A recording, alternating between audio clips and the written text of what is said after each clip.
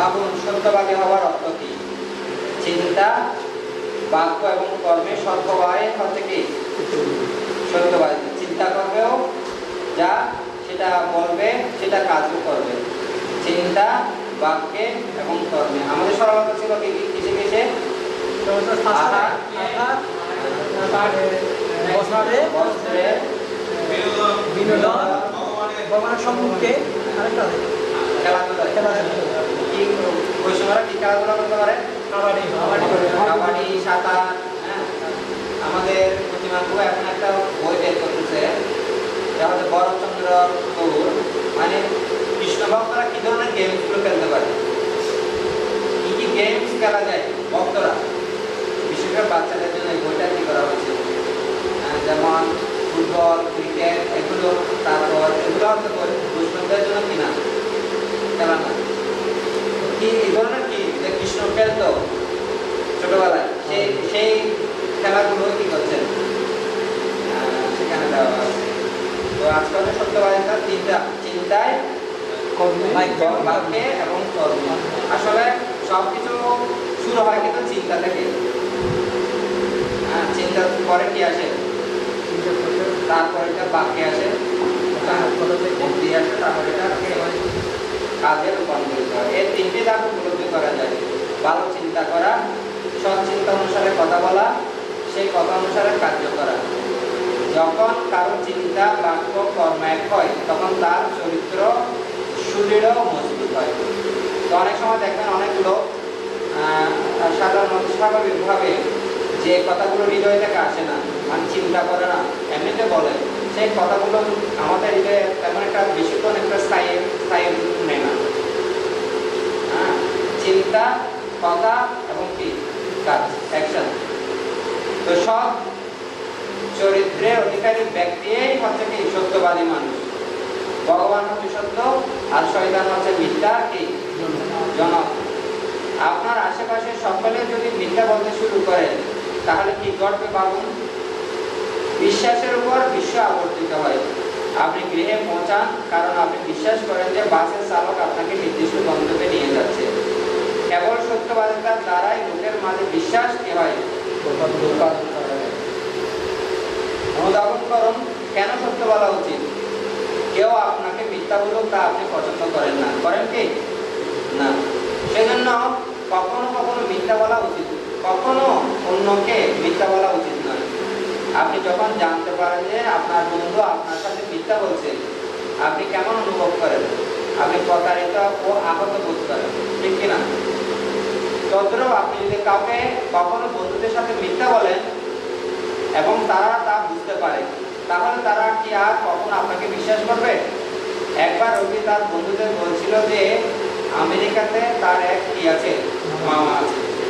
বন্ধুদের চমকে দেওয়ার জন্য সে বলছিল যে প্রতি বছর গ্রীষ্মের ছুটিতে মামার সাথে তার 1 মাসের জন্য আমেরিকা যায়। পরবর্তী বন্ধুরা রবির মামাতো ভাইয়ের মাধ্যমে জানতে পেরেছিল যে আমেরিকাতে রবির কোনো আত্মীয় নাই, কিন্তু সে প্রতি বছর কিসের ছুটিতে কেবল অমরাবতী মানে বার্থ ইন্ডিয়ার একটা স্থান, সেখানে যায়। তার বন্ধুরা প্রতারিত আহত বোধ করেছিল। অনেক সময় আমরা নিজেকে গর্ব প্রাউড ফিল করার জন্য অনেক সময় মিথ্যা কিছু কি করি, উপস্থাপন করি। আমার মামা এই সে ছিল, এই মানে বিশেষ করে বাচ্চা লেভেলে কিন্তু বেশি হয়। স্কুল মানে প্রাইমারি স্কুল থেকে সব জায়গায় হাই স্কুল উঠছে, সেই সময় মানে দেখা যাচ্ছে আমি অনেক কি সম্ভ্রান্ত। কেউ সত্য কথা বলে সবাই তাকে বিশ্বাস করে, যে সত্য কথা বলে সবাই তাকে বিশ্বাস করে। ভালোবাসে সকলেই সত্যবাদী ব্যক্তির বন্ধু হতে চায়, কিন্তু মিথ্যাবাদী ব্যক্তি ধীরে ধীরে তার সকল বন্ধু হারায়। কারণ কেউ মিথ্যাবাদী ব্যক্তিকে পছন্দ করে না, বিশ্বাস করে না। একবার রবি মাদ্রাজে গিয়েছিল, সেখান থেকে প্রত্যাবর্তনের পর সে তার বন্ধুদের বলেছিল সেখানে আমার পর্বত আরোহণের চমৎকার অভিজ্ঞতা হয়েছে। কিন্তু এক বন্ধু যে মাদ্রাজ সম্পর্কে ভালোভাবে জানতো, সে বিস্মিত হয়ে বলেছিল কিন্তু সেখানে তো কোনো পর্বত নেই। সত্য খুবই সরল।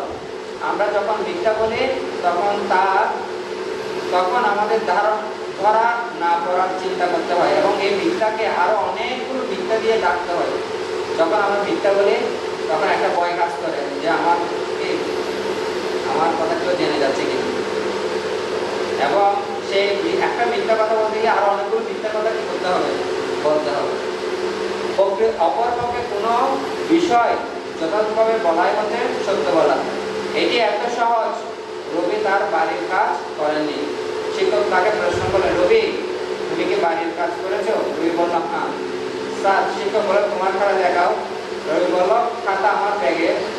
শিক্ষক বলে তোমার ব্যাগ কোথায়? রবি বলল ব্যাগ হচ্ছে বাড়িতে। শিক্ষক বলেন ঠিক আছে, আজকে স্কুল থেকে ফেরার সময় আমি তোমার বাড়িতে যাব। রবি কাঁদো কাঁদো হয়ে বলল, স্যার স্যার আজ নয় দয়া করে আগামীকাল আমার বাড়িতে আসুন। কেন? কারণ সে কাজ করেনি, বাইরের কাজ করেনি। শুধু বাইরের কাজ কে করেছে? কাজ করে প্রভু করেছে। আর আমাদের কি সত্যানন্দ করেছে। শিক্ষক বলেন কেন? রবি বিড়বিড় করে বলল, এর মধ্যে আমি বাইরের কাজ শেষ করবো, মানে করেনি।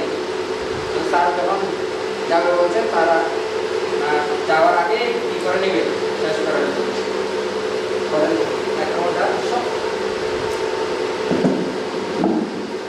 সত্য শক্তি ও শান্তি প্রদান করে। মিথ্যে দুর্বলতা এবং ভয় সৃষ্টি করে। মিথ্যা মনকে দুর্বল করে, কারণ আমরা যতবার মিথ্যা বলি বিবেক মনকে ভৎসনা করে। সেই কারণে মিথ্যা বলার সময় আমরা হৃদয়ে অসুস্থতা, অস্বস্তি অনুভব করি। সত্য কথা বলার সময় মন ও বিবেক একত্রে কাজ করে। তখন হৃদয়ের অভ্যন্তরে শক্তিশালী ও শান্তিপূর্ণ হয়ে ওঠে। সকল ধর্ম বলে যে সত্যই সর্বদা বিজয়ী হয়। সত্য বলার কারণে কোনো ব্যক্তি কখনো বিপদে বা কষ্টের মাঝ দিয়ে গেলেও যেহেতু সে সত্য বলে, সত্যই কেবল জয়ী হয়। খুব বিখ্যাত সংস্কৃত উদ্ধৃতি, সত্য মেয়েও জয়তে, মানে কেবল সত্যই জয়ী হয়। পঞ্চপাণ্ডবগণ সংখ্যায় অল্প এবং ভীষ্ম, দ্রোণ, কর্ণ প্রভৃতি মহারথীরা কৌরবদের পক্ষে থাকলেও কুরুক্ষেত্রের যুদ্ধে সত্যবাদী পাণ্ডবদেরই বিজয় হয়েছিল। সুতরাং সত্যবাদী হওয়ার গুরুত্বপূর্ণ অর্থ হচ্ছে বচন রক্ষা করা এবং বচন অনুধাবন অনুসারে কার্য করা। এটি উপলব্ধি করা খুব গুরুত্বপূর্ণ। আমরা দেখবো এখানে যে উদাহরণ দেওয়া হচ্ছে, পঞ্চপাণ্ডবগণ সবসময় কি সত্যই কি করতেন, বলতেন। যদি একবার মিথ্যা বলে তাহলে মিথ্যা অন্যকেও কষ্ট দিবে, তো দূরের কথা নিজের নিজেকে নিজে কি করবে, কষ্ট দিবে। এবং যাকে বলা হবে তার সম্পর্কে সবসময় আতঙ্কে থাকতে হবে, না আমি যেতে পেরেছি উনি যদি কখনো জেনে যায় তাহলে কি হবে আমার। ভীষ্মের প্রতিজ্ঞা। এখানে মহাভারতের এক নায়কের গল্প বলা হচ্ছে, যার কাছ থেকে আপনি সত্যের শক্তি সম্পর্কে শিখতে পারবেন। মহারাজ শান্তনুর এক পরাক্রমশালী পুত্র ছিল দেবব্রত। তার পিতা তাকে পরবর্তী রাজা হিসেবে ঘোষণা করে রেখেছিলেন, কারণ তার মধ্যে রাজার সমস্ত গুণাবলী ছিল। একদিন রাজা শান্তনু সত্যবতী নামক এক সুন্দরী জেলে কন্যা সাক্ষাৎ পান এবং তাকে বিবাহ করতে চান। কিন্তু সত্যবতীর পিতা রাজাকে বলে যে রাজা যদি তাকে বিবাহ করে তাহলে তার পুত্রকে, অর্থাৎ সত্যবতী পুত্রকে পরবর্তী রাজা করতে হবে। রাজা শান্তনু জানতেন যে এটি দেবব্রতের প্রতি অন্যায় হবে, তাই তিনি বিমর্ষভাবে ফিরে এসেছিলেন, কিন্তু তিনি সত্যবতীকে বলতে পারছিলেন না। মন্ত্রীদের মাধ্যমে দেবব্রত ঘটনাটি জানতে পারেন। সে পিতাকে খুশি করার সিদ্ধান্ত গ্রহণ করে। সে সত্যবতীর গৃহে গমন করে এবং তার করণীয় জিজ্ঞাসা করে। জেলে তখন বলে যে একমাত্র সত্য হচ্ছে সত্যবতীর পুত্রই রাজা হবে। দেবব্রত এতে সম্মত হয়। সে প্রতিজ্ঞা করে যে রাজা শান্তনুর পর সে কখনো রাজ্য দাবি করবেন না। কিন্তু তবুও জেলে সন্তুষ্ট হতে পারেন না। সে বলে যে দেবব্রত যদি বিয়ে করে তাহলে তার পুত্ররা পরবর্তীতে রাজ্য দাবি করতে পারে। হয়তো সে রাজা হবে না, কিন্তু তার ছেলে হলো তো আবার রাজা হওয়ার দাবি করবে, এই একটা ভয় ছিল দেবব্রত তখন বুঝতে পারে যে বিয়ে না করাই হচ্ছে একমাত্র উপায়। সে যুবক তখন দুই হাত উঠে চুলে উচ্চস্বরে ঘোষণা করে, সকল পবিত্র বস্তুর নামে শপথ করছি যে আমি কখনো বিয়ে করব না। আকাশে তখন বিজলি চমকায়, বজ্রপাত হয় এবং পিতার প্রতি ভালোবাসার জন্য আজীবন প্রতিজ্ঞার নিদর্শন স্বরূপ তার উপর পুষ্প বর্ষিত হয়। আকাশে ভীষ্ম ভীষ্ম নামে ভীষণ ব্রতদারীর রব শোনা যায়। তার সমগ্র জীবনে তিনি তার কথা রেখেছিলেন এবং বিবাহ না করে সর্বদা হস্তিনাপুরের শাসকদের নির্দেশ প্রদানের জন্য নিয়োজিত ছিলেন। যদিও রাজকীয় পরিবেশে অনেক পরিস্থিতি তাকে রাজা হওয়া এবং বিয়ে করার সুযোগ প্রদান করেছিল, তিনি কখনো তার সত্য প্রতিজ্ঞা রক্ষার দৃঢ় প্রত্যয় থেকে এক চুলও বিচ্যুত হননি। তিনি সব চিন্তা করেছিলেন, চিন্তা অনুসারে কথা বলেছিলেন এবং কথা অনুসারে কার্য করেছিলেন। তার বচন রক্ষার আজীবন প্রতিজ্ঞা তাকে মহাভারতে পাণ্ডব ও কৌরব উভয় পক্ষের রাজা পিতামহের পদে সমাসীন করেছিল। তো আপনারা সকলে জানেন যে বিশ্ব পরবর্তী সময়ে এমনকি গুরুর বিরুদ্ধেও কি করতে হয়েছে, যুদ্ধ হয়েছে। গুরুদেব অত্যন্ত তার প্রতি কি ছিলেন, সন্তুষ্ট ছিলেন। তো তিনি যা চিন্তা মনে মনে চিন্তা করছিলেন সেটা বাস্তবে কি করেছেন। তো আমাদের ওনার সাথে এই প্রসঙ্গের সাথে আমাদের জীবনের কি মিল আছে। তো আমরা একটা ব্রত নিয়েছি না, এই ব্রতটা কি করতে হবে, পুরা কমপ্লিট করতে হবে, সম্পন্ন করতে হবে। কতদিন পর্যন্ত, একদম মৃত্যু পর্যন্ত। আবিষ্কার করুন, অনেক সাধক, ঋষি, নেতা, সকল ব্যক্তি সত্যবাদিতার মাধ্যমে যশ ও খ্যাতি অর্জন করেছেন, কিন্তু তারপরেও আমরা সত্যবাদী হতে পারি না। কেন? কারণ আমরা ক্ষুদ্র বিষয়ে হতাশ হয়ে যাই এবং অন্যদের সম্পর্কে কুচিন্তা করি। আমরা এমন কথা বলে যা প্রকৃতপক্ষে আমরা অনুভব করি না। তাছাড়া আমরা অনেকেই কথা রাখি না। অসাধারণ কিছু করার জন্য আপনার অন্য লোকদের সহায়তা বিশ্বাস প্রয়োজন। পাণ্ডু দেহত্যাগের পর পঞ্চপাণ্ডবগণ তাদের মাতার কুন্তিকে নিয়ে হস্তিনাপুরে এসেছিলেন। তারা সকলে ধার্মিক, বড়দের প্রতি শ্রদ্ধাশীল এবং সত্যবাদী ছিলেন। সেজন্য প্রজারা পাণ্ডবদেরকে পাণ্ডুর মতোই ভালোবাসত। দুর্যোধনের নেতৃত্বাধীন কৌরবেরা তাদের প্রতি কুমতলব পোষণ করত এবং বিভিন্ন সৎ উপায়ে তাদের হত্যা করতে চাইত। দুর্যোধনের যেহেতু কুমতলব ছিল, তাই সে কখনো শান্তিতে থাকতে পারত না। সে তার হৃদয়ে সর্বদা ঈর্ষায় দগ্ধ হতো। সে তাদেরকে নদীর তীরে সমুদ্রবনে আমন্ত্রণ জানায়, কিন্তু সে ভীমকে দ্রুতরা বিষ পান করিয়ে হত্যার চেষ্টা করেছিল। সে তাদের শিবের উৎসবের জন্য বর্ণনা করতে প্রেরণ করে এবং একটি জমকালো বাংলোতে অবস্থান করতে বলে, কিন্তু সে তাদের উড়িয়ে মারার জন্য বাংলোতে বন্দোবস্ত করেছিল। সুতরাং যারা অসৎ উদ্দেশ্যে রয়েছে সে কথা রাখতে পারে না বা কল্যাণ করতে পারে না। সৎ চিন্তা হচ্ছে আন্তরিক ও খাঁটি। একটা কপটতা, চাতুরি এবং কোনোরূপ কুবিশ্বাসের স্থান নেই। এই ধরনের চিন্তায় আমাদের লালন করা উচিত। সত্যবাদিতা হচ্ছে কল্যাণের জন্য প্রেমের স্বাভাবিক বহিঃপ্রকাশ। সত্যবাদিতা হচ্ছে কল্যাণের প্রেমের স্বাভাবিক বহিঃপ্রকাশ। সেই জন্য সত্যবাদিতা হতে হলে আমাদের আসল ঘটনার সাথে সম্পর্কহীন বানোয়াট কোনো কথা বলা কি নয়, উচিত নয়। অদৃশ্য দ্রষ্টা। একদা এক গুরুকুলের শিক্ষক তার ছাত্রদের প্রত্যেককে একটি করে আম দিয়ে বললেন, তোমরা সকলে এমন একটি স্থানে গিয়ে আমটি খাও যেন কেউ তোমাদের না দেখে, তারপর আমার কাছে ফিরে এসো। কেউ যেন তোমাদের আম খেতে না দেখে।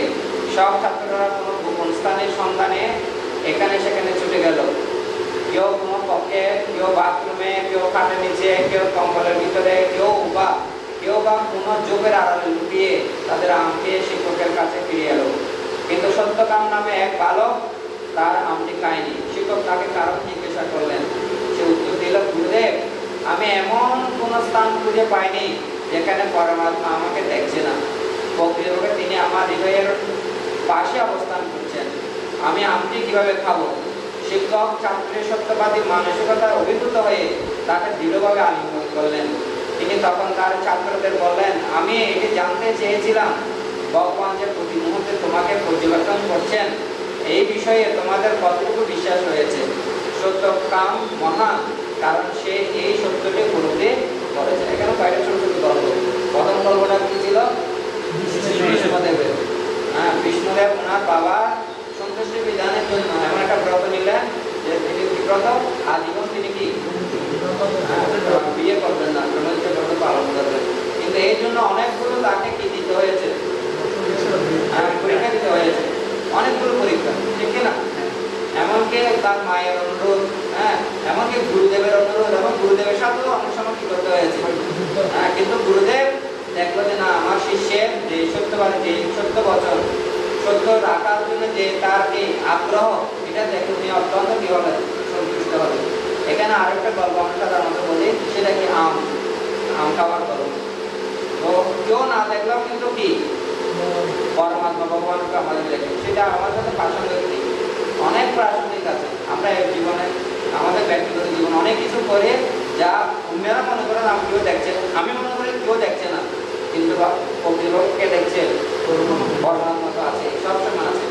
যদি পরমাত্মা যদি সবসময় দেখছে বলে আমরা ফিল করি, তাহলে কিন্তু আমরা এমন কোনো কাজ করবো না যে কাজগুলো আমাদের পরবর্তী বিপদ দেখে নিয়ে আসতে পারে। যদিও মনে হতে পারে এটা সহজ সাধারণ একদম সাদা মাথা, কিন্তু এই ছোট ছোট জিনিসগুলো আমাদের কি চরিত্রের ভিত্তি, সরলতা, তারপর কি যে সত্যবাদিতা, এগুলো ছোট ছোট শব্দ, কিন্তু এগুলো আমাদের চরিত্রটাকে আরো সুন্দর করে কি করবে, ফুটিয়ে তুলবে। অন্যদের সাথে সম্পর্কে সত্যবাদিতা ভূমিকা রাখে, এটি অন্যদের সাথে ব্যবহার নির্মলতা এবং বন্ধুত্ব প্রদান করে। এর উপরে আমাদের প্রতি অন্যদের শ্রদ্ধা, অন্যদের প্রতি আমাদের শ্রদ্ধা বেশিরভাগ নির্ভর করে। সত্য, যে সত্য কথা বলে না তার সাথে সম্পর্ক কিভাবে ঠিক রাখবে, কিছুক্ষণ পর চেঞ্জ হয়ে যায়, ওনার সাথে তার সম্পর্ক কি হবে না। এখন একটা বললো, কিছুক্ষণ পরে গিয়ে আবার কি আমি কখন বললাম, ঘুরে গেল, তখন তারপর কখনো পিছিয়ে রাখা যাবে। তো আমাদের সম্পর্কের বৃদ্ধি হচ্ছে কি এই সত্যবাদিতা। এই শ্রদ্ধা ন্যায্যভাবে অর্জিত হয় এবং উপভোগ করা যায়। গল্প আবার আরেকটা, এটা হচ্ছে তার বন্ধুত্বের গল্প না, দ্রুপদ এবং কি দ্রোণ, বলবেন দেখা যাচ্ছে আসলে সমস্যা। দ্রুপদ এবং দ্রোণ অগ্নিবেশ ঋষির অধীনে শিক্ষা গ্রহণ করতেন। এখানে আগে জানতাম না আমি অগ্নিবেশ ঋষি, একবারে নতুন শব্দ কি শিখতে পেলাম। দ্রোণ এবং দ্রুপদ অগ্নিবেশ ঋষির কাছে শিক্ষা গ্রহণ করতেন। দ্রুপদ প্রতিজ্ঞা করেছিলেন যে রাজ্য লাভের পর তিনি রাজ্যের অর্ধেক তার প্রিয় বন্ধু দ্রোণকে প্রদান করবেন। পরবর্তীতে পরিণত হওয়ার পর দ্রোণ দ্রুপদের কাছে গেল এবং তাদের বন্ধুত্ব ও প্রতিজ্ঞার কথা স্মরণ করিয়ে দিল। নিজের সামনে দরিদ্র দ্রোণকে দাঁড়িয়ে থাকতে দেখে দ্রুপদ বলল, হে দুর্ভাগা ব্রাহ্মণ, তুমি এখন কি করে আমাকে বন্ধু মনে করো? পুরনো বন্ধুত্ব অর্থহীন, সমপর্যায়ের ব্যক্তিরা কেবল বন্ধু হতে পারে।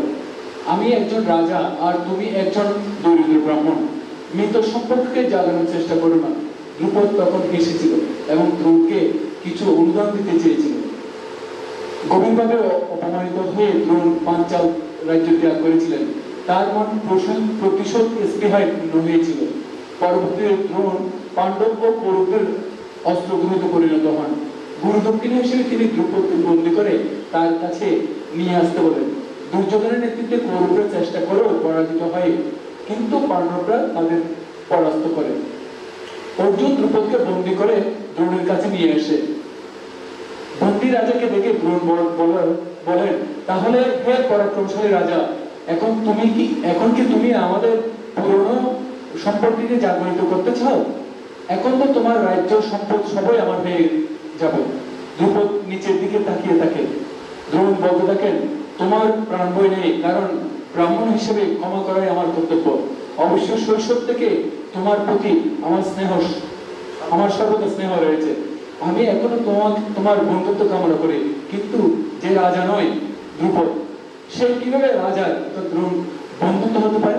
সেই জন্য আমি তোমাকে তোমার রাজ্যের অর্ধেক রাখতে দেব, বাকি অর্ধেক আমি নেব।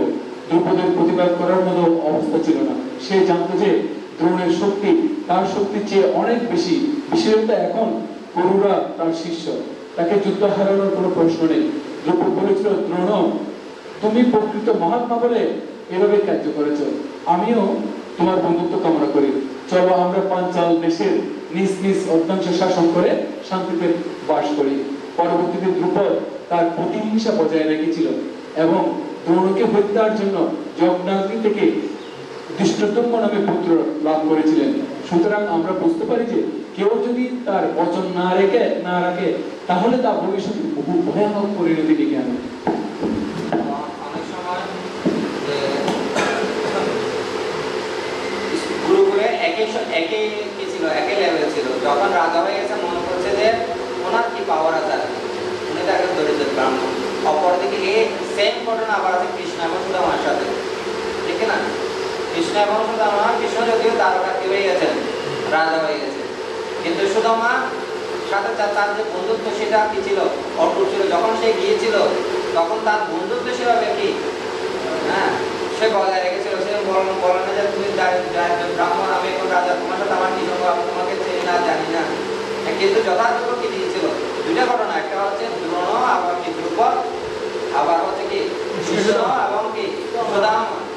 হ্যাঁ, তো দেখা যায় দুইটা চমৎকার। একটা ঘটনা যখন আমরা পড়ি শুনি তখন হৃদয়ে কেমন কেমন লাগে, আর একটা ঘটনা যখন আমরা পড়ি শুনি তখন আমাদের হৃদয়ে কি হয়ে ওঠে, বন্ধুত্বের যে মর্যাদা, দরিদ্র হোক ধনী হোক, তখন হৃদয় অত্যন্ত আনন্দে পরিপূর্ণ হয়ে ওঠে।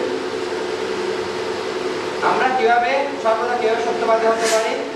সত্যবাদিতার সৎ জীবনের একটি গুরুত্বপূর্ণ অংশ। এখান থেকে মানুষের মধ্যে সৎ প্রকাশের প্রতি অটল সাহস আসে। কোন শিশু যদি ভুল করে এটি তাকে স্বীকার করতে সহায়তা করে, যদি এতে শাস্তির ভয় রয়েছে। এটি সে বালক বা বালিকাকে তার সৎ জ্ঞান সম্পর্কে সৎ থাকতে সাহায্য যোগায়, যদিও খেলার সাথীরা এই নিয়ে তাদের সাথে পরিহাস করতে পারে। একদা এক সিংহ একটি গাভীকে ঘায়েল করছিল এবং তাকে খেতে গেল। শুনিলাই আছে না? গাভীটা অনুনয় করলো, দয়া করে আমাকে আমার বাছুরকে দুধ প্রদান করতে যেতে দাও। সবগুলো হচ্ছে কি সত্যবাদিতার উপর। হ্যাঁ, কোনটা বিশ্বেরটা, তারপর বালকের আম খাওয়া, তারপর দ্রুপদ এবং দ্রোণের যে আমি অর্ধেক রেখে তোমাকে দিব কিন্তু সত্য রাখিনি। তারপর এখানে আরেকটা ইয়ে দেওয়া হচ্ছে, দয়া করে আমাকে আমার বাছুরকে দুধ প্রদান করতে যেতে দাও, আমি ৮ ঘন্টার মধ্যে ফিরে আসবো। সিংহ প্রথমে সন্দেহ হলেও পরে সে তাকে যেতে দিল। কাজ শেষে গাভী তার কথা মতো সিংহের কাছে ফিরে এলো। তার সত্যবাদী মনোভাব এবং সত্য রক্ষার জন্য এমনকি জীবন দানের সাহস দেখে সিংহ প্রভাবিত হলো। সে তাকে আহার করলো না এবং গ্রামে ফিরে দিতে দিল। বাক্যে ও কর্মে সত্যবাদিতার সাহসকে আহ্বান করে। যখন নীরব থাকা সহজ, তখন সত্য বলার সাহস।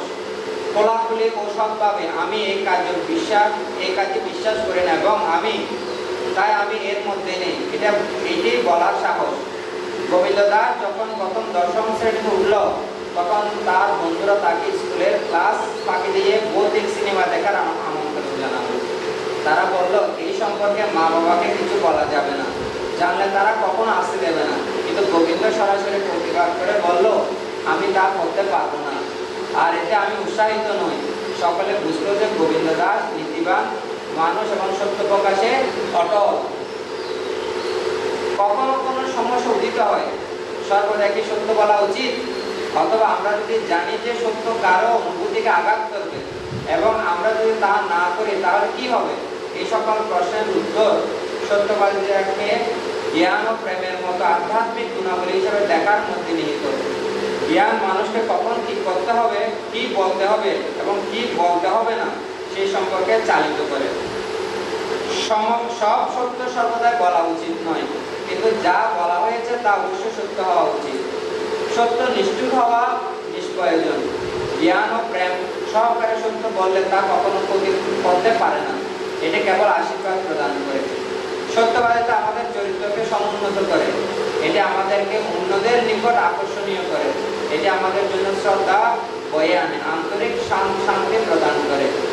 তো এখানে আরো একটা বিষয়, সত্য, হ্যাঁ সত্য বলাটা অনেক ভালো, কিন্তু স্থান কাল পাত্র ভেদে সত্য আবার কি হতে পারে। হ্যাঁ, আমাদেরকে জ্ঞান থাকতে হবে যে আমি কখন সত্যটা বলা উচিত আর কখন সত্যটা বলা উচিত নয়। আপনারা অনেকটা একটা কাহিনী জানেন যে একজন কসাই একটা কি গাভীকে তাড়া করছিল। তো ব্রাহ্মণকে জিজ্ঞেস করছিল যে এই গাভীটা কোন দিকে গেছে। তো ব্রাহ্মণ এখন কি কিসে পড়ে গেছে, ধর্ম সংকট করে গেছে। এখন চিন্তা করে আমি সত্য বলবো না এই সত্য বলবো না। সত্য বলা মানে কি? সত্য বলা হচ্ছে ব্রাহ্মণের ধর্ম। আর মিথ্যা বললে কি হবে? হ্যাঁ, ব্রাহ্মণের ধর্ম নষ্ট হবে। আর সত্য বললে আরেকটা সমস্যা কি, গাভীটার কি যাবে? হ্যাঁ, প্রাণ যাবে। হ্যাঁ, তখন তিনি ধর্ম সংকটে করে চিন্তা করলেন যে না, সত্য বলাই উচিত। তখন ওইকে হাত দিয়ে দেখিয়ে দিল যে এদিকে গেছে। তখন ওই কি কষাইটা কি ওনার গাভীটাকে ধরে কি করে? বধ করে। পরবর্তীতে যে গাভীটা ছিল, সে গাভীটা কি হয়ে যায়? মেয়ে হয়। আর যে কষাইটা কি হয়ে যায়? স্বামী হয়ে যায়। আর যেহেতু ব্রাহ্মণ সত্য কথা বলে, পরবর্তী জন্মে আবার কি হয়? আবার ব্রাহ্মণ হয়ে যায়। ব্রাহ্মণ সত্য বলার ফলে আবার ব্রাহ্মণ হয়ে যায়। তো এখন কি হয়েছে, ব্রাহ্মণটা তো উনি 2-4-5 বার ভিক্ষা করে জীবন যাপন করে। তো একদিন ভিক্ষা করতে করতে সন্ধ্যা হয়ে গেছে। ওই এক দম্পতির ঘরে গিয়ে উপনীত হয়, মানে কি বলবো, ঘরে। তখন ওনার দম্পতি এক মানে স্বামী স্ত্রী করে। তো রাত্রি যখন ঘুমিয়েছে, মধ্যরাত্রে ওই মানে মহিলাটা উঠে এসে তাকে মানে কুপ্রস্তাব দেয়। তখন ব্রাহ্মণটা এটাতে কেউ হয় না, সম্বোধন, যেহেতু ও ব্রাহ্মণ। তখন ও বলছে, আপনি যদি আমার প্রস্তাবে রাজি না হন তাহলে কি হবে? আমি কিন্তু কিছু একটা করব। তখন সেই স্ত্রী দিয়ে তার স্বামীকে কি করে? হত্যা করে, খুন করে। হ্যাঁ, কেটে দেয়। তারপর চিৎকার করে দেয় যে না, এই ব্রাহ্মণটা আমার স্বামীকে কি করে? বধ করে। তখন গ্রামে সালিশ হয়। সালিশের মধ্যে কি করা হয়, যেহেতু ব্রাহ্মণ আর ওকে তো বধ করা যাবে না, তো ওকে কি করা হয়েছে, হাতগুলো কেটে দাও, যেহেতু এই ধরনের কাজ করেছে।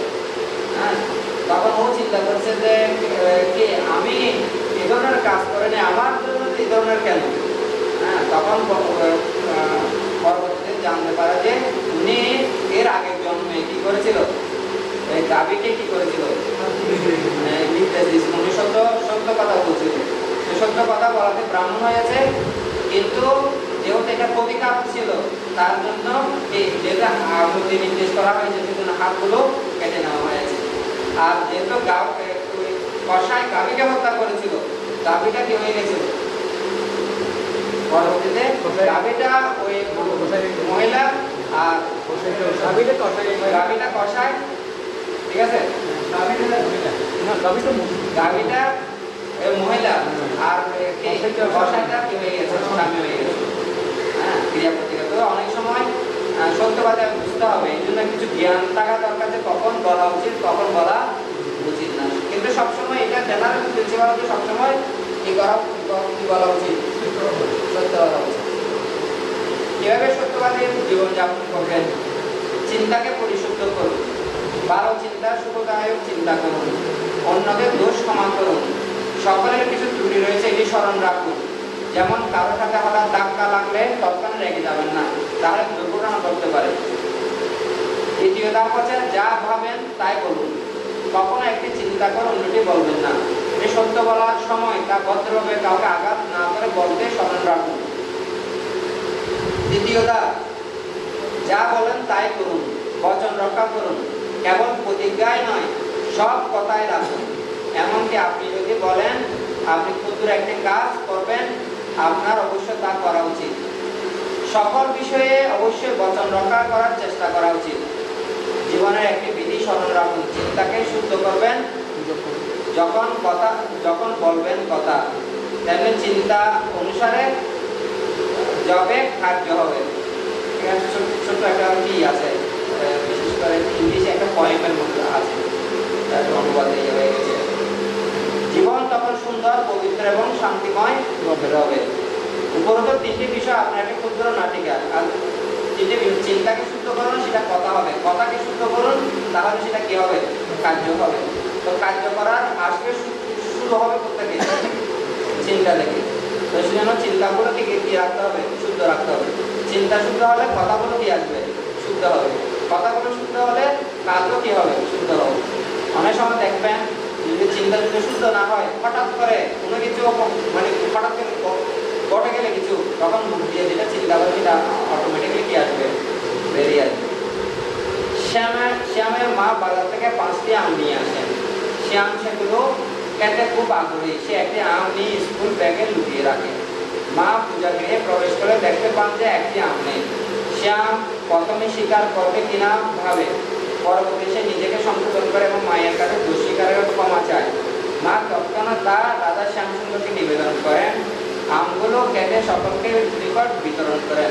তিনি আহারের পূর্বে ভগবানকে নিবেদনের গুরুত্ব সম্পর্কে বলেন।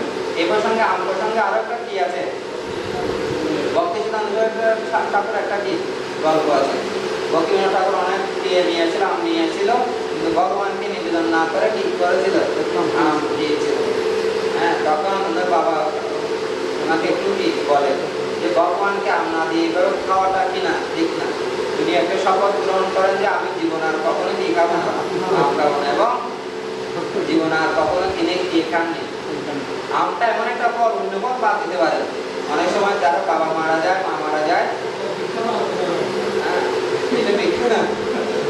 তো বাবা মা মারা গেলে বিশেষ করে কি গয়াতে গিয়ে যে কোনো একটা প্রিয় একটা ফল কি করতে হবে, বাদ দিতে হবে। ঠিক আছে, তো অনেকে দেখে মানে ছোটখাটো কোনো ফল আমরা কি এসে ফলগুলো দিলে সাধারণত আম ফল কেউ কিনে না। হ্যাঁ, আর ইন্ডিয়াতে হচ্ছে আম হচ্ছে খুব এখনো অনেক সস্তা এবং খুব কি সুস্বাদু। তো আম ফলটা বাদ দেওয়াটা কি অনেক কি ঠিক কঠিন, কিন্তু ভক্তি সিদ্ধান্ত সুধারক তার অত্যন্ত রেখেছিলেন না। এটা সত্যবাদীদের আরেকটা কি করবেন না, মুক্ত হন একটি কথা বলে এর বিপরীত কার্য করা হচ্ছে সততা, নীরবতা, ইশারা বা ব্যবহার দ্বারা স্বেচ্ছায় বঞ্চনা করা, ছলনা বা চাতুরীপূর্ণ ব্যবহার মানুষ যা নয় সেই রকম ভাবে তাকে উপস্থাপন করায়। এটি এমন একটি কার্য যা বাহ্যিকভাবে সততার নিদর্শন দেখালেও চিন্তা ও মনোভাবের অসততায় পূর্ণ। একটা বলবেন মিথ্যাভাবে মেশাল ভালো মিথ্যাবাদী মেষ পালক। জন নামে এক বালক বন থেকে অদূরে মেষ চড়াচ্ছিল। পাশেই একটি গ্রাম ছিল। তাকে বলা হয়েছিল বিপদে পড়লে সে যেন গ্রামবাসীদের সহায়তার জন্য ডাকে। একদিন সে মজা করার জন্য তার সমস্ত শক্তি দিয়ে চিৎকার করে উঠল, মেঘে আছে, বাঁচাও বাঁচাও। বহু গ্রামবাসী মেষঘাতক মেঘটিকে তাড়ানোর জন্য লাঠি হাতে ছুটে এলো। সেখানে কিছু দেখতে না পেয়ে তারা জনকে সেখানে রেখে পুনরায় দলে ফিরে গেল। এইভাবে তাদেরকে পাহাড় থেকে নেমে যেতে দেখে জন বালকটিকে কাঁদিয়ে হাসল। এই ঘটনায় সে এতই মনে করলো যে পরদিন সে একই কাজ করলো, নেকড়ে আছে, বাঁচাও বাঁচাও। লোকজন আবার ছুটে এলো, কিন্তু প্রথমবার যতজন এসেছিল ততজন নয়। তারা নেকড়ের কোনো চিহ্ন দেখতে না পেয়ে মাথা নেড়ে চলে গেল। সে প্রাচীন উপকথা অনুসারে তৃতীয় দিন নেকড়ে সত্যি জনের সামনে আসলো। সে ভয়ে আর্তনাদ করলো, বাঁচাও বাঁচাও নেকড়ে, কিন্তু কেউ তাকে সাহায্য করতে আসলো না। কৃষ্ণ এই জগৎটি এমনভাবে তৈরি করেছেন যে আমরা অন্য জীবের প্রতি যা করি তা স্বীকৃতি বা দেরিতে যে কোনোভাবে একটি প্রতিক্রিয়া সৃষ্টি করবে। কৃষ্ণ একজন মহান শিক্ষক। নেকড়েটি মেষপালকের উপর ঝাঁপিয়ে পড়ে বহু ভেড়া হত্যা করল। গ্রামে দৌড়ে গিয়ে সাহায্য চাওয়ার পূর্বে নেকড়ে তার নিষ্ঠুর কার্য সম্পাদন করল। নিহিত মেষের মধ্যে একটি সুন্দর মেষ বালক ছিল, যেটি ছিল জনের। তখন সে তার বন্ধু ও প্রতিবেশীদের প্রবঞ্চিত করার জন্য অনুতপ্ত হল এবং প্রিয় সামগ্রীর জন্য শোকাহত হল। যে প্রায়শই প্রতারণা করছে তার সত্য কথা কেউ বিশ্বাস করে না। এখানে কয়টা প্রথমে সত্যবাদীর অনেকগুলো, আর একটু স্মরণ করে বিশ্বদেবে, তারপর কি শিষ্যের আম খাওয়া, হ্যাঁ শিষ্যের আম খাওয়া, তারপর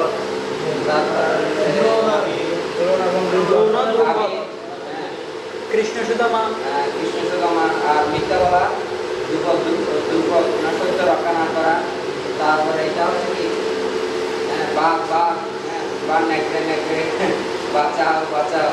তো মিথ্যা তখন বিপদে পড়বে, তখন তো আর কেউ তাকে কি করবে না, আর কেউ সহায়তা করবে। ভক্তের সঙ্গে বলেন যে একমাত্র ব্রাহ্মণ নীতি অনুসারে সত্যম দুয়ার প্রিয়াম দুয়ার, কেবল প্রিয় সত্য কথা বলা উচিত, কিন্তু বৈষ্ণব কথাকে প্রিয় বা অপ্রিয় সত্য নির্দ্বিধায় উপস্থাপন করতে হয়। কিছু উদাহরণ: হিন্দুর দৃঢ়ভাবে ধৃতরাষ্ট্রকে পরিবার ও পদমর্যাদার প্রতি আসক্তি বর্জন করে বনে গিয়ে কর্মকাণ্ড করার পরামর্শ দান করেছেন। জড়জগতের দুঃখ সম্পর্কে রাজা রহমানের নিকট প্রচার করেছিলেন এবং তাকে তার মিথ্যা অহংকার বর্জন করতে বলেছিলেন। নারদ পরমেশ্বরের প্রতি শরণাগতি বিষয়ে সদস্য এবং সবলাশ্বদের নিকট প্রচার করেছিলেন। আমরা ছিল প্রবাদের মতো মহান ভক্তদের অনুকরণ করতে পারি না। তিনি প্রায়শই নাস্তিক বিজ্ঞানীদের গর্দক এবং আধুনিক দার্শনিকদের মূর্খ বলে আখ্যায়িত করতেন।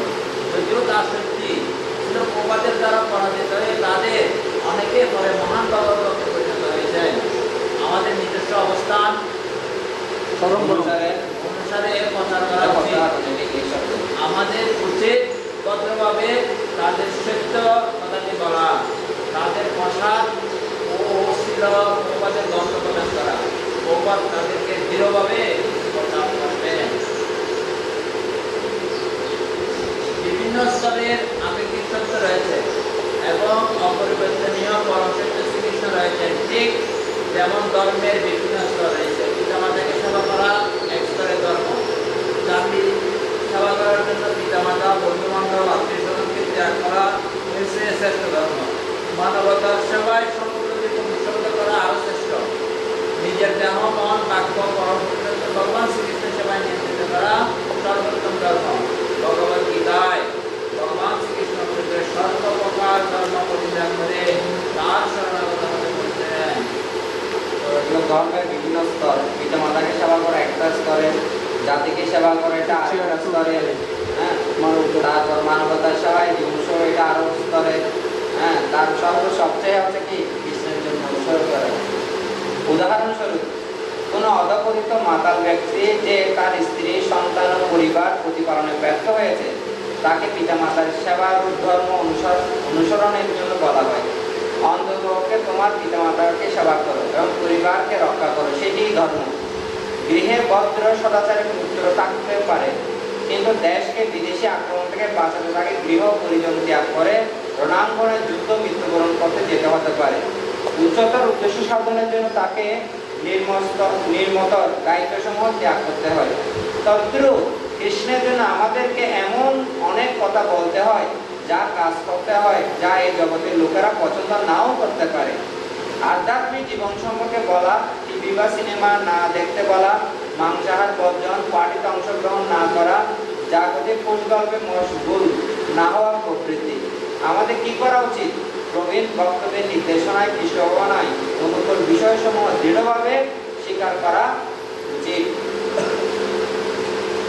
দ্বিতীয়, সকল নিম্নস্তরের ধর্ম একটি মোমবাতির মতো, যা কোনো অন্ধকার কক্ষকে আলোকিত করতে পারে।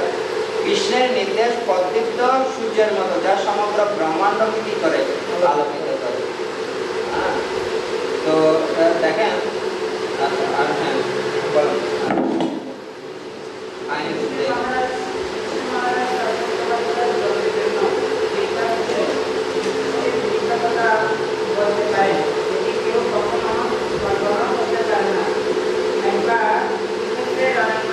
ভগবান শ্রীকৃষ্ণ যুধিষ্ঠিরকে অশ্বত্থামা মারা গেছে এই মিথ্যা কথা বলতে বললেন। অশ্বত্থামার পিতা দ্রোণকে নিরুৎসাহিত করাই ছিল এই উদ্দেশ্য। যুধিষ্ঠির ভগবানের বাণী কারণে নিরামিত ছিলেন, যে জন্য তার রব যা সর্বদা ভূমি থেকে উঠে অবস্থান করত, তা ভূমি স্পর্শ করেছিলেন। কৃষ্ণ ভীমকে অশ্বত্থামা নামক একটি বধ করতে বলেছিলেন। এরপর কৃষ্ণ যুধিষ্ঠিরকে দ্রোণের কাছে গিয়ে অশ্বত্থামা নিহত হয়েছে এটি বলতে বলেছিলেন। যুধিষ্ঠির উচ্চস্বরে বলেছিলেন, অশ্বত্থামা হত গজ, এর মধ্যে কৃষ্ণ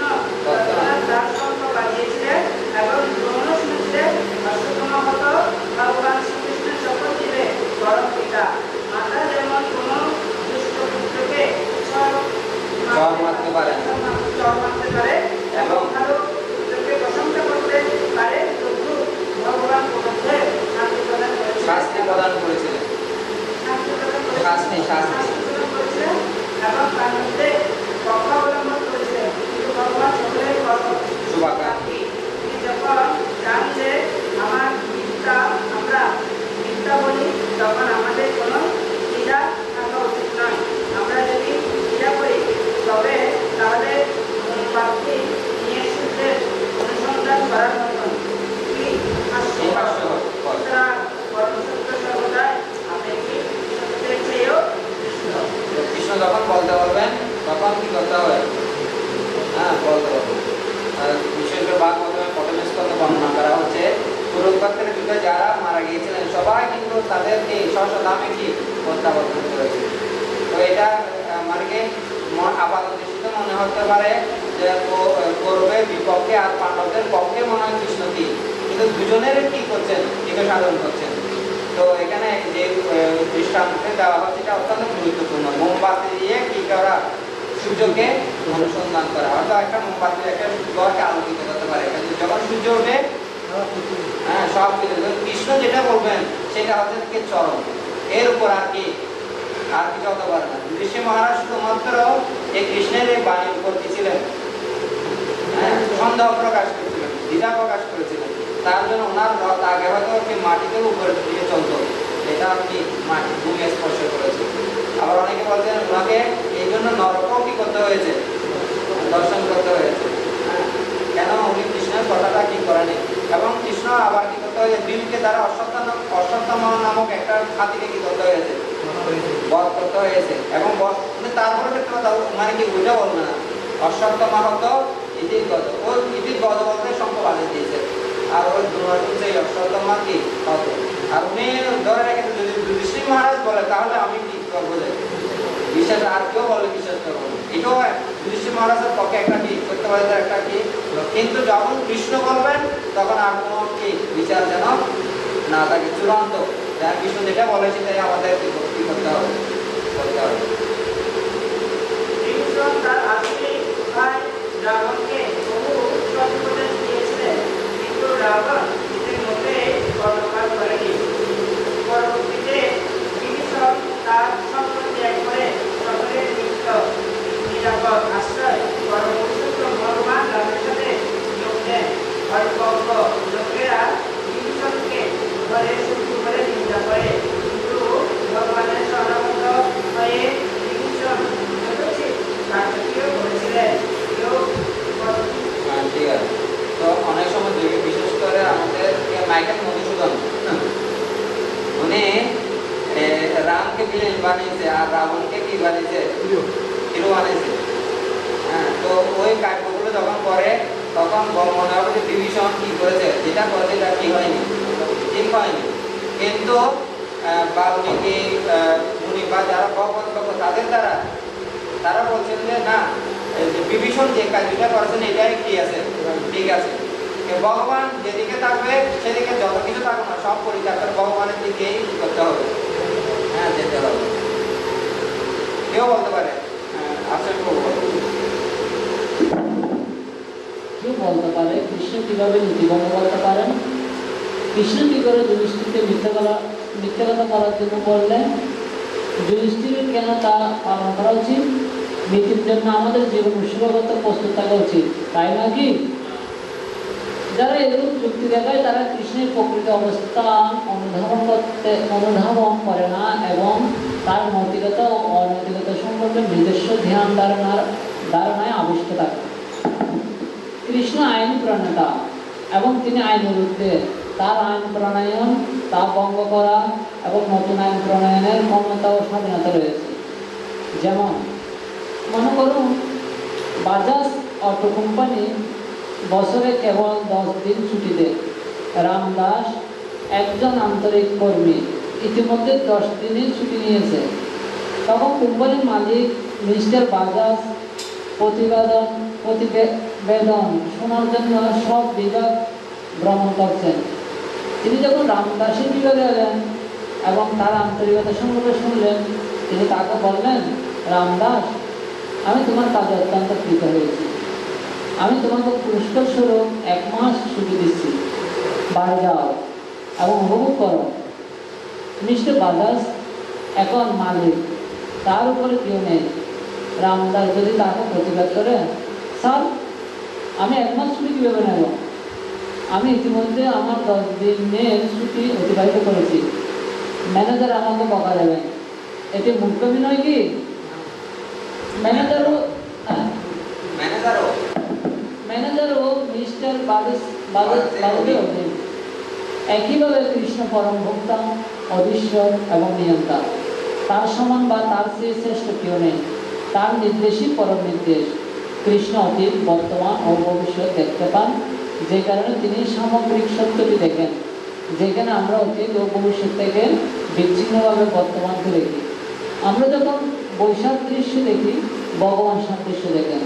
জ্ঞান চক্ষু দিয়ে কীভাবে সামগ্রিক সত্য অনুধাবন করা যায়, নিচে একটি কবিতার মাধ্যমে ব্যক্ত করা হয়েছে। তদ্রূপ কৃষ্ণের ভক্ত কৃষ্ণের কার্য অনুধাবন করতে পারেন, কারণ তিনি কৃষ্ণের মতো পূর্ণ সত্যটি দেখতে পান। আমাদের কবিতা কেবল কি দেখেন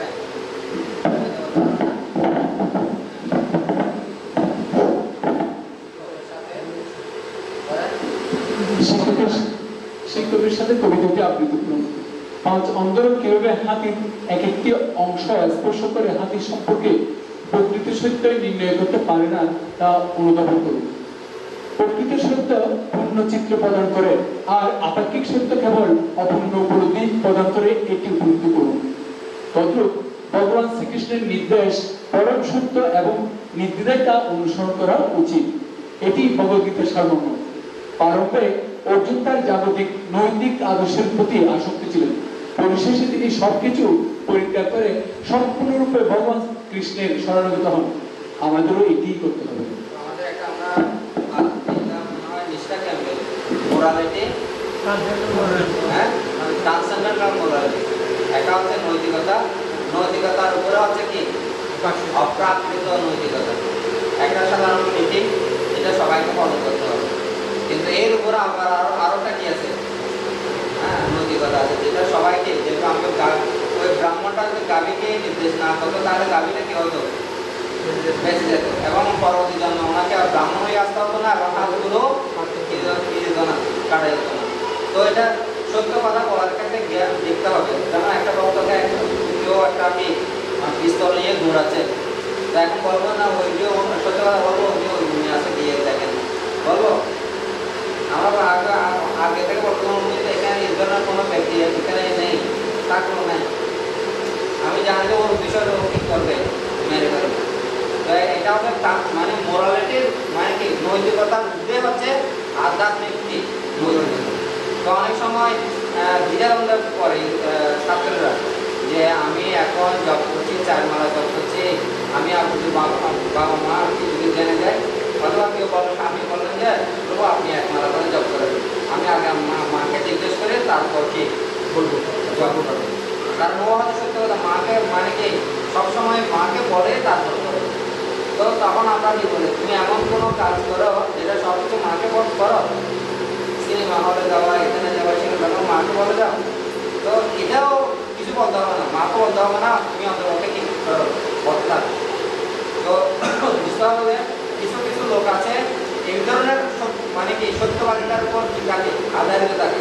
যখন এর থেকে আরো পুরা খাই আর কি সত্যবাদিতা আসে, তখন ওটাকে স্বীকার করতে চায় না, না আমি পারবো না, আমাকে জিজ্ঞেস করতে হবে মা বাবা। কিন্তু সময় অনুসারে স্থান কাল প্রাপ্ত থেকে কি হতে পারে, ভিন্ন হতে পারে। জেনারেলি হচ্ছে সবসময় কি করতে হবে, হ্যাঁ, সত্য কথা বলতে হবে, দেখতে হবে।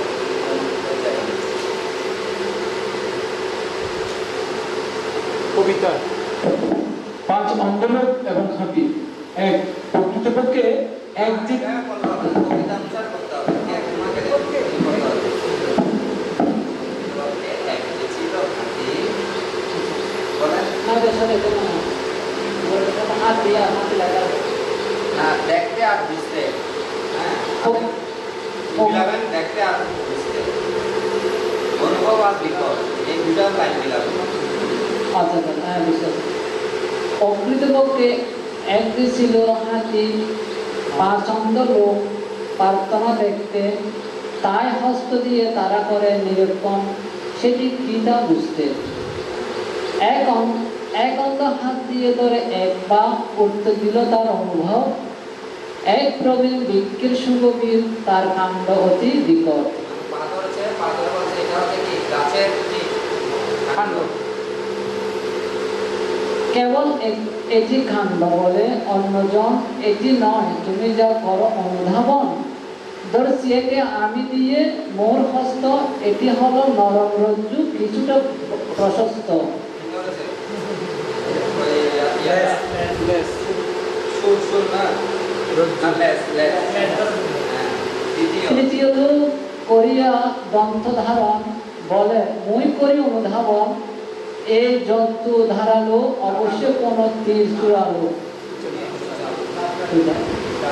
এক পার্শ্ব ধরে বলে অন্যজন, বস্ত্র পরিধান একে হবে করিতে শিক্ষণ। তার বস্ত্র যেন এটি কুঞ্চিত চর্ম, যেন সে পরছে কোন গোপন বর্ম। এই প্যাট ধরে মনে হয় না? একজন বলে লেজটিকে আমি গভীর বলে মানি, তাই আমি মনে করি আমি তা জানি। মহাক্রোধী এটি এক বলবন্ত কাণ্ড, মনে হয় এটি এক মহিষ প্রকাণ্ড। এখন চিন্তা করে হাতি অতি স্থূল, কেন তারা মরে বুঝে এত ভুল। এই অন্তরা জানে না আমি কি, ও আদৌ কখনো তারা বুঝবে কি। রাস্তা দিয়ে যাচ্ছিল এক সাধু মহাশয়, দয়া করে মোর প্রতি মন যে সদয়। আমি এক হস্তিতা বলুন তাদেরকে, হস্তি অনুনয় করে সাধুকে। তুমি বলো তুমি এক হাতি, সে বলে কিন্তু এটি নয় সত্যি। এক লেজ, দুই দণ্ড, এক সুর আর চার চরণ, তা কখনো হয় না তোমার কারণ। তোমরা 5 অঙ্গ হাতিকে করছো গ্রহণ, প্রত্যেক বিভিন্ন অঙ্গ করিয়া ধারণ। এবং হাতি তুমি এই জন্য উপদিত হলে, আসলে কে তুমি ভুলে নাকি গেলে।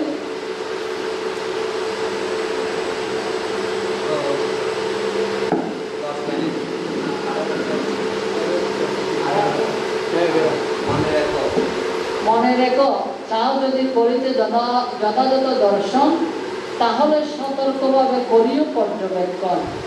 অন্যথায় পাবে না খুঁজে বস্তু প্রকৃত, আত্মাকে দর্শন না করা পর্যন্ত। ইংলিশে ছিল তো, ইংলিশে বাংলা করতে গিয়ে আস্তে আস্তে কি হয়ে গেছে। তারও চেষ্টা করেছে আমি মুক্তি মানবো, হ্যাঁ কাজ শিখতে পারি পরের পাঁচ। বন্ধুরা, যদি আপনাকে সিনেমা, পার্টি বা অন্য কোনো কৃষ্ণ প্রতিকূল কর্মে আমন্ত্রণ জানায়, আপনি বলতে পারেন আমাকে বাড়ির কাজ করতে হবে, বা আজকে আমি ক্লান্ত। কেবল অসৎসঙ্গ বর্জনের জন্য এটি করা। সেই জন্য অন্তত কিছু ভালো বন্ধু থাকা গুরুত্বপূর্ণ, যারা স্কুলের লেখাপড়া ও কৃষ্ণ ভাবনা অংশগ্রহণ করতে পারে।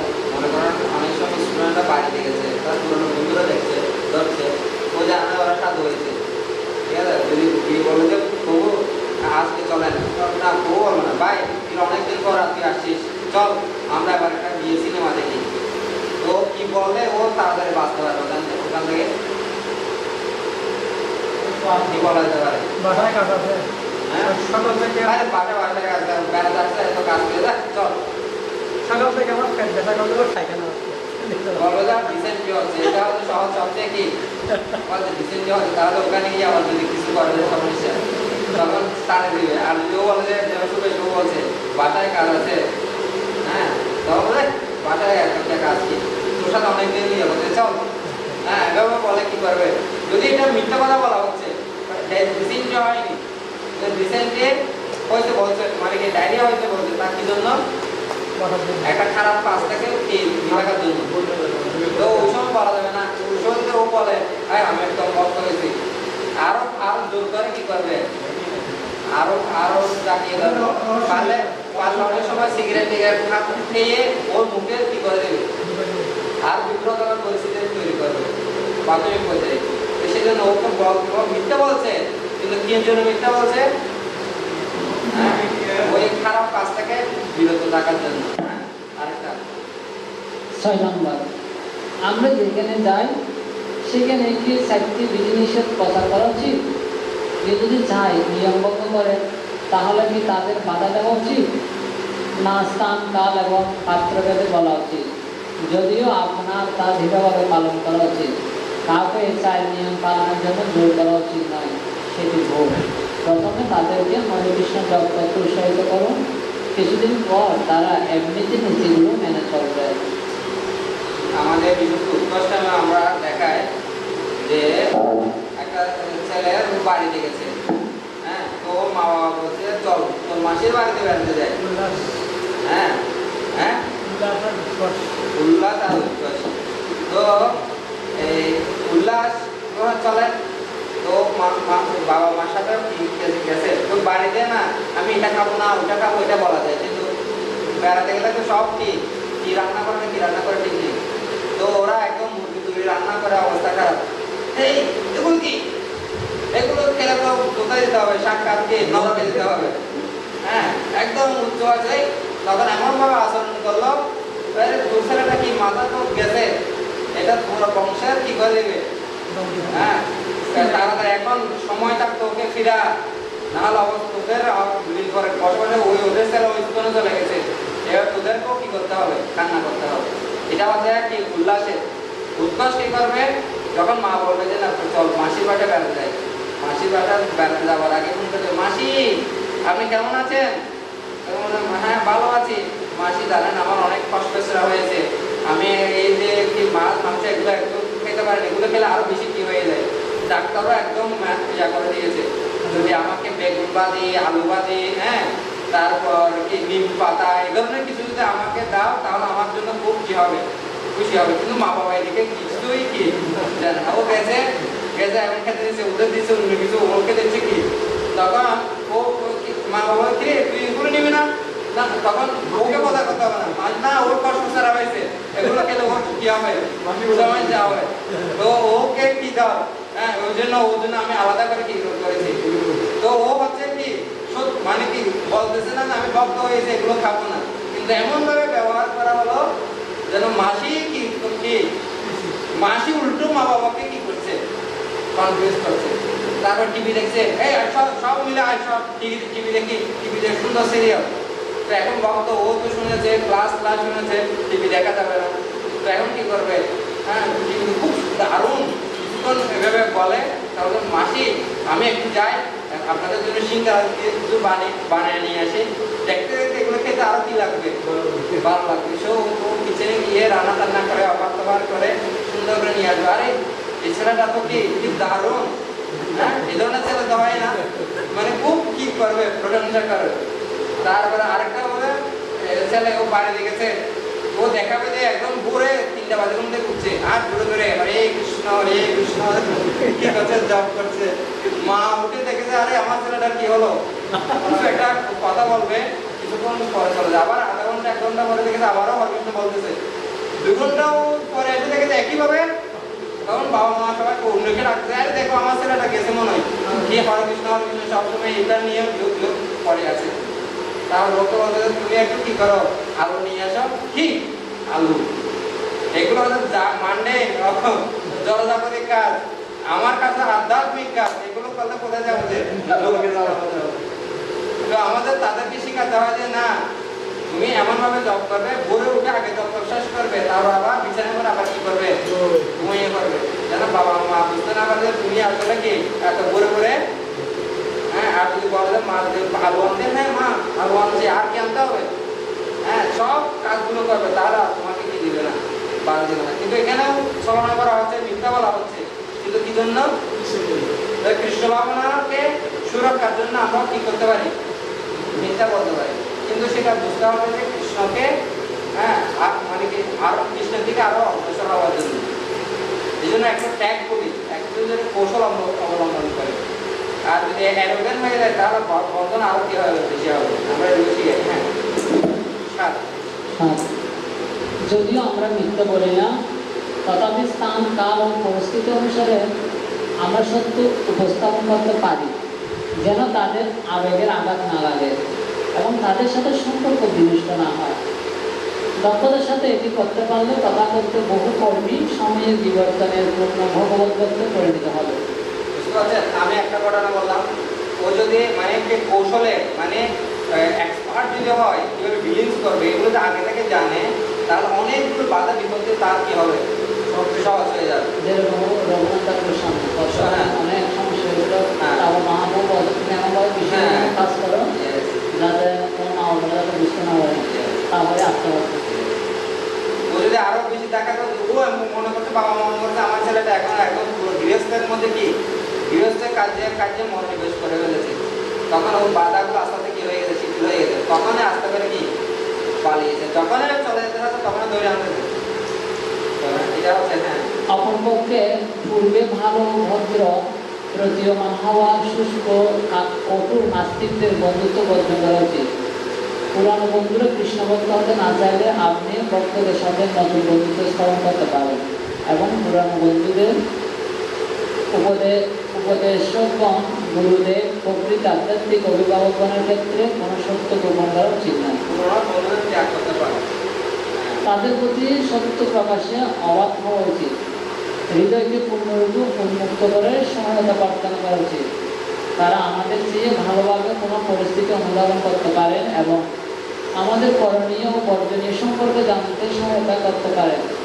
তাদের থেকে কোনো অসত্য গোপন করলে আমরা জীবনে কেবল দুর্ভোগই ডেকে আনব। শ্রীমদ্ ভাগবতে আমরা দেখি অনেক মহান ব্যক্তি তাদের হৃদয় উন্মোচিত করেছেন এবং প্রবীণদের থেকে নির্দ্বিধায় জানতে চেয়েছেন। এজন্য একটা কাহিনী আছে না, একটা লোক বনে গিয়েছে শিকার করার জন্য, তো ও একটা বাল লোককে কি করছে, শুট করেছে।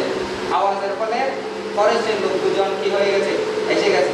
ও তাড়াতাড়ি বাল লোকটাকে একবার কি কোটের ভিতরে ডুবে দিয়েছে। হ্যাঁ, তারপর এখন ও জিজ্ঞেস করছে কি হয়েছে, কি হয়েছে, কি হয়, যুদ্ধ হয়নি।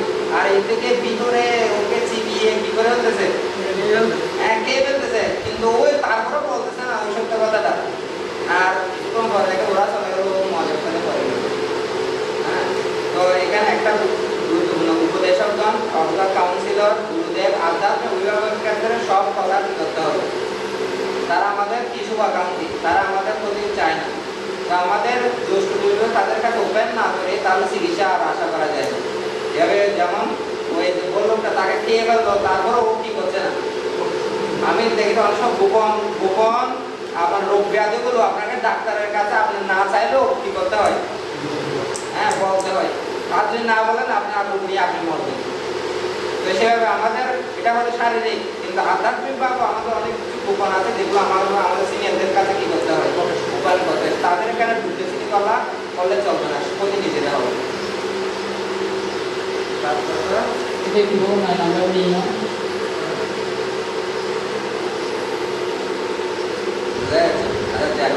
সম্পর্কে জানতে সহায়তা সম্পর্কে জানতে সহায়তা করতে পারেন। তাদের থেকে কোনো সত্য গোপন করলে আমরা জীবনে কেবল দুর্ভোগই ডেকে আনবো। শ্রীমদ্ ভাগবতে আমরা দেখি অনেক মহান ব্যক্তি তাদের হৃদয় উন্নতিত করেছেন এবং প্রভু থেকে নিজেদের জানতে চেয়েছেন। পরীক্ষিত মহারাজ সুখদেব গোস্বামীর নিকট জিজ্ঞাসা করেছেন, ব্যাসদেব নারদ মুনি থেকে জানতে চেয়েছেন, নারদ মুনি ব্রহ্মা থেকে জানতে চেয়েছেন, রাজা নিবি নবযুগেন্দ্রগণের নিকট জিজ্ঞাসা করেছেন। এখন বাইরের কাজ, নিজের জীবনে এমন একটি ঘটনা লিখুন যেখানে আপনি কি সময় বহির্মুখ পরিস্থিতি পর্যবেক্ষণ করেছেন, এটি বুদ্ধিমত্তার সাথে কিভাবে জয় করবেন অভিজ্ঞতাকে লিখুন। আপনার জীবনে এমন একটা ঘটনা ঘটেছেন, কৃষ্ণ বহির্মুখ একটা পরিস্থিতি ছিল, সেখানে সত্য বলার কোনো কিছু ছিল না। হ্যাঁ, কিছু একটা বলে সেখান থেকে কি হয়েছেন, আর বুদ্ধিমত্তাকে কাজে লাগিয়ে সেখান থেকে মুক্ত হয়েছে। যেন কোনো ঘটনা ঘটেছে, হ্যাঁ, যা আজকে পুরো রাত আপনি চিন্তা করবেন, আজকে পুরো দিন কালকে করতে হবে, কেমন? হ্যাঁ, এমন একটা পরিস্থিতির কথা আমি আজকে অনেকগুলো পরিস্থিতি বললাম। পরিস্থিতির কথা আপনি ভাবুন যেখানে কৃষ্ণ বহির্মুখ পরিস্থিতি ছিল, যেখানে আপনার